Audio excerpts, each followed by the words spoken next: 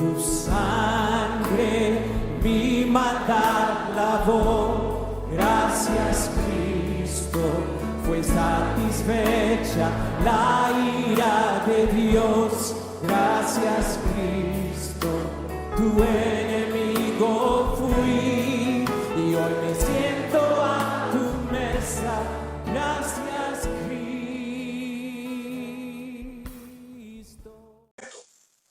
Vamos a ir al mensaje, amados hermanos.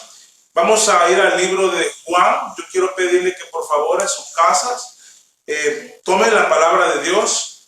Si tienen ahí, si ya la tienen a la mano, al Evangelio según San Juan, al capítulo 17. Si usted no lo tiene, pues quédese ahí donde está. Yo lo voy a leer. Vamos a leer 5 versículos de San Juan 17, del versículo 1 al versículo 5. Una oración que Jesús hizo antes de ir al huerto de Getsemaní, en esta semana, por así decirlo, lo que recordamos esta semana de su pasión. Una oración preciosa. Desde julio del año pasado iniciamos una serie de mensajes que se titula Los primeros años de la iglesia. El domingo pasado la interrumpimos. Hemos estado orando y mientras estemos por estos medios digitales, y bueno, Dios sabrá hasta cuándo, pero por lo menos algunos domingos o hasta que termine todo esto, estaremos en otra serie de mensajes de esta oración de San Juan 17. Yo lo voy a leer y usted por favor sígame con puede leerlo conmigo o con su vista, sobre todo con su entendimiento y con su concentración. Dice la palabra de Dios, San Juan 17 del 1 al 5. Estas cosas habló Jesús y levantando los ojos al cielo dijo: Padre, la hora ha llegado. Glorifica a tu Hijo, para que también tu Hijo te glorifique a ti, como le has dado potestad sobre toda carne, para que dé vida eterna a todos los que le diste.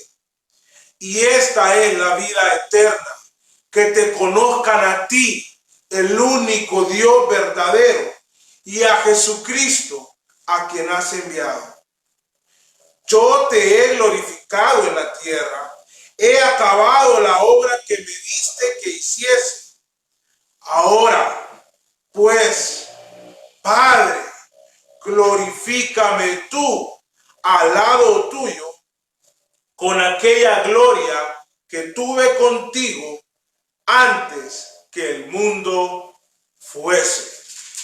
Vamos a orar. Soberano Dios y eterno Redentor, gloria y honra a ti por Jesucristo y por nuestra redención, que es para tu gloria. Padre, te ruego de todo corazón que sea tu Espíritu Santo guiándonos a todos en el estudio de tu palabra. Oh Padre, que la exposición de tu palabra sea guiada por el Espíritu Santo y que tu Espíritu Santo, Padre, sea manifiesto, convenciendo de pecado, de justicia y de juicio a los que oyen. Dios, te ruego que me concedas, que me otorgues humildad para exponer tu palabra, amor para exponer tu palabra, y que sea en tu amor y en tu espíritu que hoy podamos exponer este texto. Te lo suplico en el nombre de Jesús. También aquellos que escuchan, abre su corazón con humildad a tu palabra, en el nombre de Jesús. Amén. La hora ha llegado. Hoy, como todos los domingos, y como lo hemos dicho en repetidas ocasiones, cada domingo celebramos la resurrección de Cristo, que Él venció a la muerte, resucitó por sí mismo, luego ascendió a los cielos y hoy está a la diestra del Padre. Esto es muy importante. Qué lindo es que hoy, a diferencia del resto de los domingos, el mundo también reconoce, o por lo menos gran parte del mundo reconoce este evento. Jesucristo resucitó. Nosotros lo celebramos cada domingo, pero hoy, lógicamente, nos gozamos en sobremanera que muchos se suman a esta linda celebración. Esto es muy importante, hermano, porque todo lo que vamos a decir, guiados por el Espíritu Santo, esperamos así sea, en esta mañana, si Cristo no hubiese resucitado, todo sería una mentira. Pero todo lo que vamos a decir esta mañana toma validez y lo creemos firmemente porque Cristo resucitó de entre los muertos. Tan importante es la resurrección de Cristo. Por eso el apóstol dijo, si Cristo no resucitó, vana es nuestra fe. Pero como Cristo resucitó, nuestra fe es viva. Nuestra fe está creciendo cada día y es real y es verdadera. Y lo que vamos a ver hoy en estos versículos está sellado con la resurrección de Cristo. Es importante entonces la resurrección, porque cuando estas mujeres fueron a primera hora de la mañana a la tumba de Jesús, ellas vieron la piedra removida, ellas vieron la tumba vacía, luego Pedro y Juan entraron a la tumba y la tumba, hermano, los lienzos y todo estaba ahí, porque Cristo resucitó de entre los muertos. Un niño o joven me preguntó hace unos meses, bueno, y si Cristo resucitó como usted lo dice, pastor, ¿a dónde está? Si está vivo, ¿a dónde está más? Ah, es que no termina ahí. Días después, Él ascendió a los cielos. Él fue levantado en cuerpo y fue levantado de tal manera que un grupo de sus discípulos lo vio y al ser levantado, Él prometió un día volver. Él está vivo a la diestra del Padre. Estamos tan confiados en esto que por lo tanto vamos a predicar lo que hoy vamos a predicar. Porque estamos confiados que su palabra y los registros divinos en las Sagradas Escrituras son así porque Cristo resucitó de entre los muertos. Y lo que vamos a estar estudiando en estas semanas es una oración. Es una oración de Jesús. ¿En qué lugar la hizo? Bueno, esto fue cuando Él celebró la Pascua. Como Galileo, como habitante de Galilea, ellos celebraban la Pascua el jueves y los de Judea el viernes. Él la celebró en jueves. Y ahí pues sabemos que se reunió en un lugar con sus discípulos y dijo cosas maravillosas, enseñanzas, hermano. El libro de Juan nos registra y no vamos a ver todas esas enseñanzas, nos vamos a concentrar con lo que pasó al final de todas estas enseñanzas. Él estando ahí con sus discípulos. ¿Saben cómo empieza el relato de Juan cuando Jesús está en el aposento alto? Cuando Él se puso en pie, se ciñó una toalla y lavó los pies de sus discípulos. Y ahí empieza una serie de cosas desde el capítulo 13 del libro de Juan. Hoy vamos a ver el final de cuando Él les enseña tantas cosas, da un mensaje precioso. Pero al final, Él ora. Y es una oración maravillosa, hermano. Es una oración linda. Hermano, Cristo es Dios encarnado. Y Él, de alguna manera, no tenía necesidad de orar. Porque Él era Dios, Él es Dios. Pero Él oró.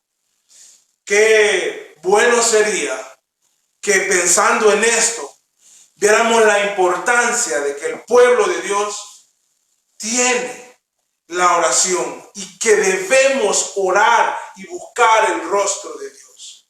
Bueno, Jesús oró y esta oración es una oración, no sé, yo no encuentro las palabras exactas, no sé si existen las palabras para explicar. Porque Dios es un Dios en tres personas: el Padre, el Hijo y el Espíritu Santo.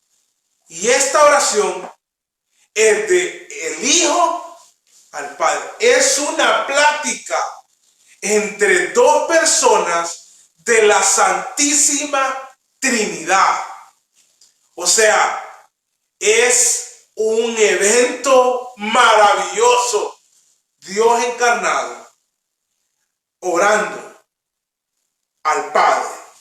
Vamos a ir ahora al versículo y al texto que leímos. Hoy nos vamos a concentrar exclusivamente en el versículo 1. Siempre vamos a mencionar algunas cosas de los demás versículos, pero nos vamos a concentrar en el versículo 1. Si ustedes tienen San Juan 17:1, lo que vamos a ver luego dice: estas cosas habló Jesús, refiriéndose a todo lo que dijo en el aposento alto, desde el capítulo 13 de Juan, y levantó los ojos o sus ojos al cielo. Fíjense que Jesús, esta no es la última oración, por lo menos registrada, de Jesús antes de subir a la cruz. También Jesús oró en Getsemaní. Jesús en Getsemaní se puso de rodillas. La Biblia lo registra así. Pero en esta oración, Él alzó o levantó sus ojos al cielo, viendo su propia creación. Él estaba viendo el firmamento que Él mismo y por Él había sido creado. Hermanos, esto es un momento maravilloso en la historia de nuestra fe.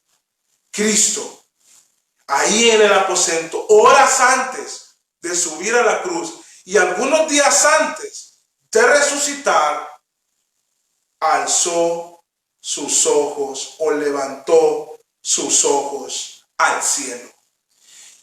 Y luego está registrado por el apóstol Juan lo que Cristo oró.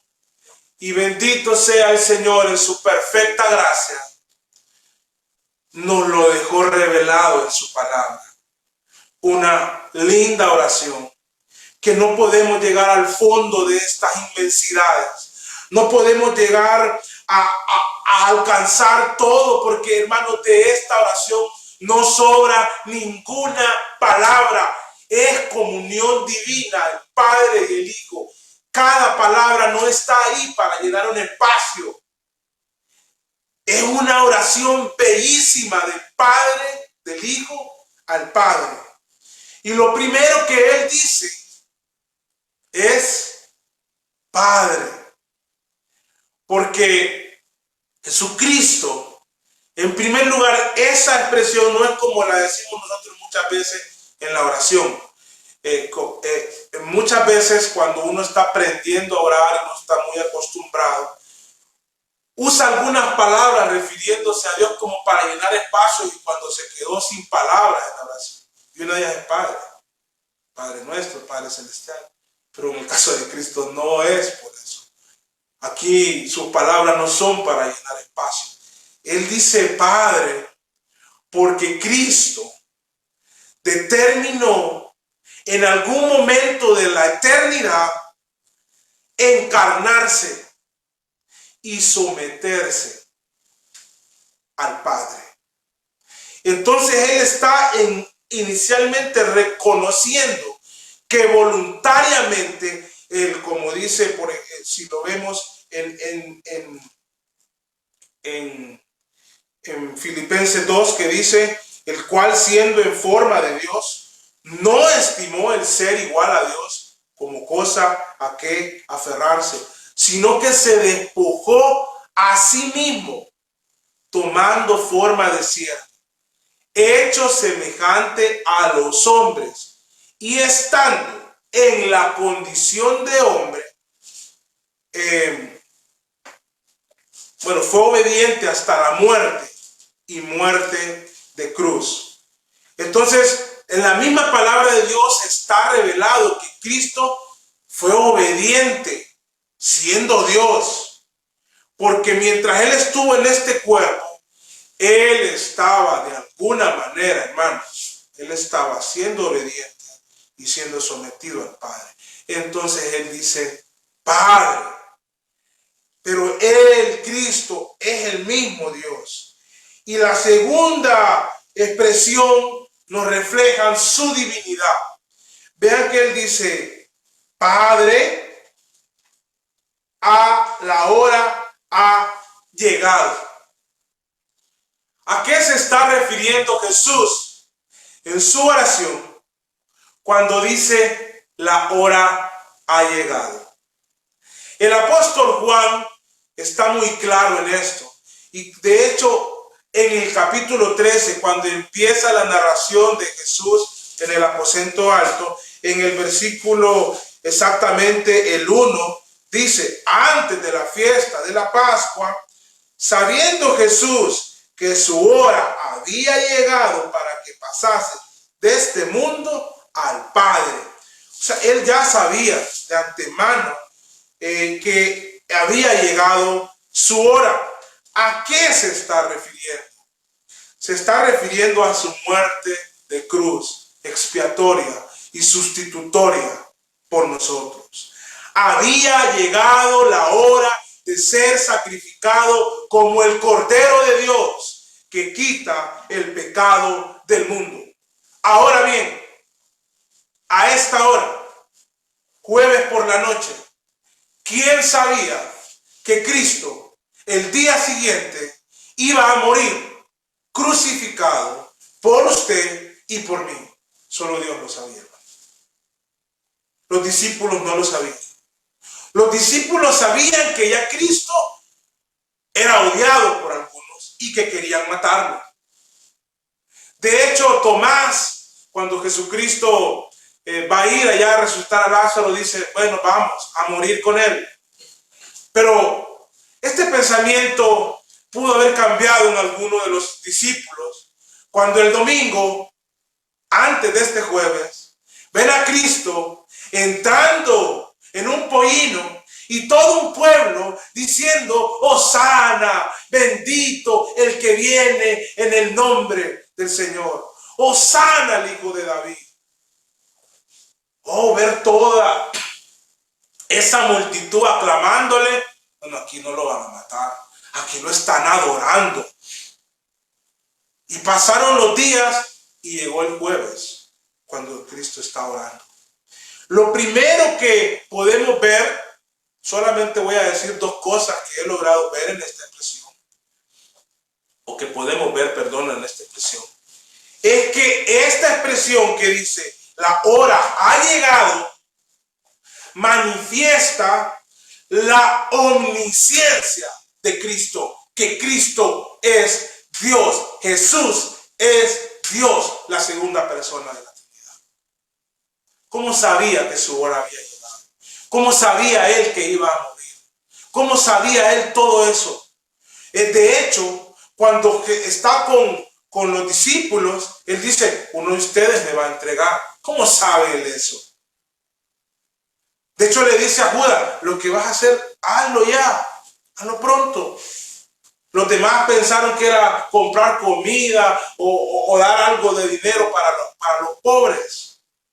Pero Jesús sabía que era que lo iba a traicionar. Jesús sabía dónde estaba Judas, con quién iba a venir, que conocía a Getsemaní, que iba a llegar ahí. Porque Cristo, así como estuvo sometido en obediencia, vean, cuando el Verbo se hizo carne y nació Jesús, Dios encarnado, Dios por su soberano plan determinó no usar en algunos momentos sus atributos.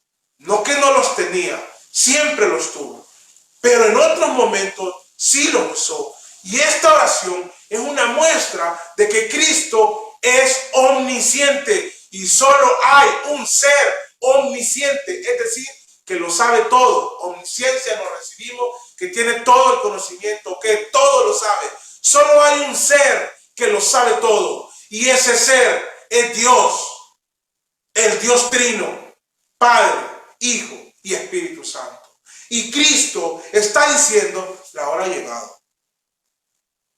En su divinidad, Él sabe que viene la hora. Ahora, no solo eso, esta misma expresión que dice, la hora ha llegado, también de alguna manera refleja la determinación de Cristo para ejecutar el plan divino. Porque Jesús es Dios. Podía enviar ejércitos de ángeles a que lo soltaran, a que eliminara a todos aquellos que habían gritado, crucifíquenme, a bajarlo de la cruz, a que no muriera. Pero cuando Él dice la hora ha llegado, Él está diciendo, voy a lo que vine, voy a cumplir mi misión. Qué lindo es saber que el impulso de esa determinación es su propia gloria y su amor por usted y por mí. El amor de Cristo por nosotros es tan grande que Él con toda determinación dijo, ha llegado la hora, adelante, a morir por los escogidos de Dios. A la cruz, a pagar sus pecados. Él dice, ha llegado la hora, y esa hora, hermano, es la hora de su muerte en alguna manera. Fíjense bien que en el mismo libro de Juan, en el capítulo 10, versículos 17 y 18, no estaría mal que fuéramos, porque estamos en Juan, en el capítulo 10, versículos 17 y 18. Jesús dice algo muy importante que tenemos que tenerlo en mente. Por eso me ama el Padre, dijo Jesús, porque yo pongo mi vida. Jesús puso su vida. Él determinó poner su vida para volverla a tomar. Pues resucitó de entre los muertos, venció la muerte. Nadie me la quita. Vean lo que dijo Jesús. Nadie me la quita, sino que yo de mí mismo la pongo. Tengo poder para ponerla y tengo poder para volverla a tomar. Este mandamiento recibí de mi Padre. Hermanos, cuando Jesús está diciendo la hora ha llegado, es porque Él está determinado a poner su vida en la cruz. Por amor a usted, por amor a mí, inmundos pecadores. Qué precioso es saber que Cristo fue con toda determinación a esa hora. Y de alguna manera esa hora se refiere a la hora de la cruz. Y también de algún modo se refiere a la hora cuando iba a quedar escrito el Evangelio. Es decir, a la hora que iba a quedar registrado el Evangelio. La hora de que Cristo iba a padecer en la cruz por nuestras culpas, que iba a morir como sacrificio por nosotros, que sería sepultado y que al tercer día iba a resucitar de entre los muertos. La hora ha llegado. Ahora bien, el versículo sigue y dice: Padre, Jesús en el aposento alto, a oídos de sus discípulos, dice: Padre, la hora ha llegado. Y vean lo que dice después: glorifica a tu Hijo, para que también tu Hijo te glorifique a ti. Glorifica a tu Hijo. Fue inevitable toda esta semana, todas las veces que leí este pasaje, venía a mi mente una oración de Moisés, allá en Éxodo 33, 18, cuando Moisés le dijo a Dios: te ruego que me muestres tu gloria. Y aquí Jesús dice: glorifica a tu Hijo, para que también tu Hijo te glorifique a ti. Inicialmente decía, bueno, no sé por qué me viene este pensamiento, porque son dos pasajes totalmente diferentes. Pero meditando en la palabra de Dios, veo que Moisés realmente vio cosas maravillosas antes de que pidiera lo que pidió y después. Moisés vio a la zarza ardiente y al Jesús preencarnado diciéndole: yo soy el que soy, escogiéndolo para liberar a su pueblo. Moisés vio las 10 plagas que llegaron a Egipto. Moisés recibió de Dios las instrucciones de lo que el pueblo de Israel debía hacer esa noche, que el ángel de la muerte llegaría. Y Moisés y el pueblo de Israel fueron testigos de cómo la protección de la sangre del cordero hacía que la muerte no llegara a sus casas. Moisés vio el mar abrirse en dos. Moisés vio una columna de fuego, una nube que les protegía. Vio el pan, el maná cada día, un tiempo codornices, una corona, una serpiente de bronce levantada, y vio cosas maravillosas. Moisés fue testigo cuando el Sinaí temblaba, cuando la mano de Dios escribía la ley. Pero eso no es comparable con la gloria que se manifestaría días después de esta oración, cuando el Cordero fue sacrificado por nosotros y posteriormente resucitó. Porque la manera en que podemos contemplar la gloria de Dios es conociendo los atributos o las características de Dios. La gloria de Dios es visible por medio de la muestra de los atributos que Dios mismo ha revelado.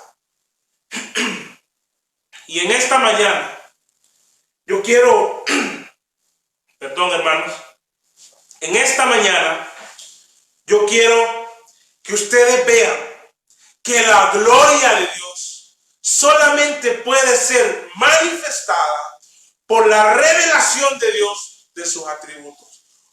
O bueno, fue manifestada de esa manera. Por eso el Hijo fue glorificado y por eso el Padre también fue glorificado por el Hijo. Una manera de que el Hijo fue glorificado y que el Padre fue glorificado es que sus atributos fueron manifiestos de una manera nunca antes vista, nunca antes manifestada.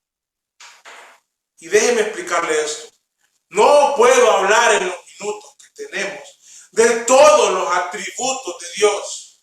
Voy a concentrarme en 3 de ellos muy notorios que pasaron como contestación de esta oración divina. Cuando Jesús dijo, glorifica a tu Hijo para que también tu Hijo te glorifique a ti. Y la única manera de glorificarse Dios a sí mismo es mostrando sus atributos. El primero de ellos, el amor.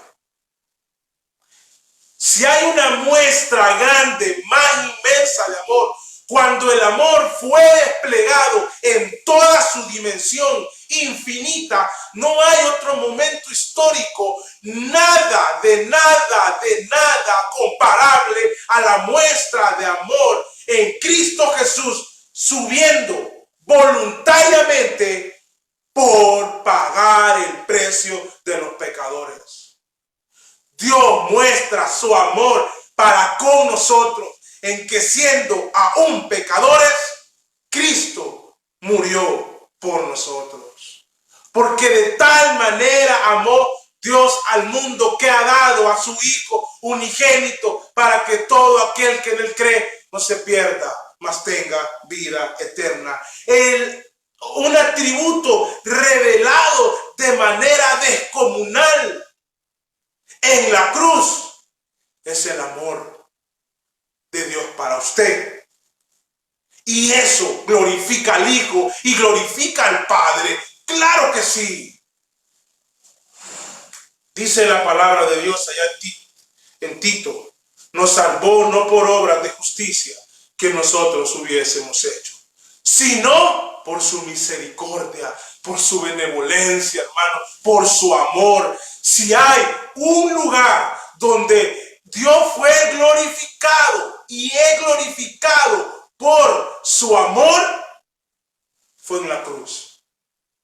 Y Jesús está diciendo, glorifica a tu Hijo, para que también tu Hijo te glorifique a ti. ¿A dónde? ¿A dónde iba a pasar eso? En la cruz. Y Él está hablando de su muerte, la hora ha llegado. Ahí Dios manifestó su amor. Pero Dios no solo, Dios es amor, pero no solo es amor. Dios es santo. Y si hay un lugar donde Él manifiesta la santidad de Dios en toda su dimensión, es en la cruz. Porque la santidad de Dios lo hace a Él a alguien diferente, aparte, sin pecado. Tal vez su mente no puede concebir un ser sin pecado, pero Dios es un ser sin pecado. Ser santo no solo es que es un ser sin pecado. No puede ser santo si no aborrece el pecado. Y aunque a muchos no les guste, a muchos no les gusta, Dios aborrece el pecado y al pecador que no se arrepiente. Aborrece tanto el pecado y en la cruz lo mostró de manera inigualable. Aborrece tanto el pecado que mató, sacrificó a su propio Hijo. Ese es el aborrecimiento que Dios le tiene al pecado. Toda su ira la desató sobre su Hijo, quien voluntariamente y por amor se puso en nuestro lugar. Claro que iba a ser glorificado el Hijo y el Padre. Y Dios en la cruz mostró su santidad. En Getsemaní Él oró, Jesús, el mismo Dios encarnado: Padre, siquiera pase de mí esta copa. Renglones que muestran la santidad de Dios. Él aborrecía el pecado, pero aún aborreciendo el pecado, iba a la cruz porque Él es amor. y no quebrantó ninguno de sus atributos. El pecado fue demostrado que es aborrecido por Dios. ¿Le guste o no le guste, hermano? De tal manera que sacrificó a su hijo cuando su hijo no había cometido ningún pecado. Solamente porque su hijo era el sustituto suyo y mío, lo castigó en la cruz. Claro que esta oración fue contestada. El Hijo fue glorificado, el Padre fue glorificado, mostrando sus atributos divinos. Ahora, esto está muy ligado uno con otro. Les dije que solo íbamos a hablar de tres de sus atributos y lo estoy haciendo de forma muy rápida. Otra cosa que Dios demostró en la cruz es su justicia. Porque si Dios aborrece el pecado, pero solo lo aborrece, su santidad no es completa. Él tiene que castigarlo. Y la Biblia enseña que Dios castiga y castigará, castigó y castigará el pecado. En su santidad Él debe castigar, hermano. Dios es santo. La Biblia dice Dios es amor, pero Dios es santo. En Isaías 6 vemos que esas criaturas divinas decían antifonalmente: santo, santo, santo, santo, santo, santo. De hecho, allá en Apocalipsis, creo que es Apocalipsis 15, cuando está un canto, dice: grandes y maravillosas son tus obras, Señor Dios Todopoderoso. Justos y verdaderos son tus caminos, oh Rey de los santos. ¿Quién no te temerá, oh Señor, y glorificará tu nombre? Pues solo tú eres santo. En Apocalipsis capítulo 15, versículo 3 y 4.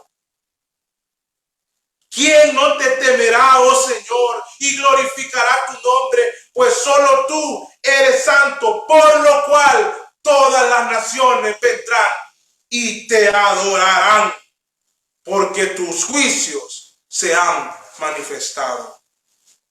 La santidad y la justicia de Dios están ligadas. ¿Y qué es la justicia de Dios?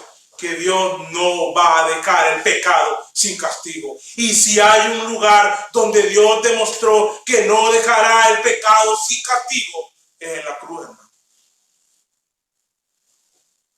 No fue allá en Génesis, cuando la tierra se inundó, que es una muestra.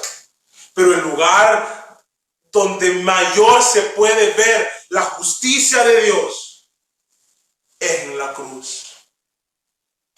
Esa justicia que castiga el pecado. Dios no va a dejar impune ningún pecado. Gracias a Dios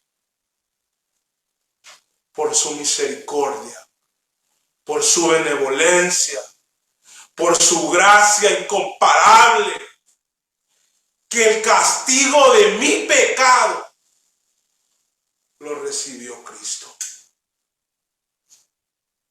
Ya mi cuenta está saldada, pero mi pecado fue castigado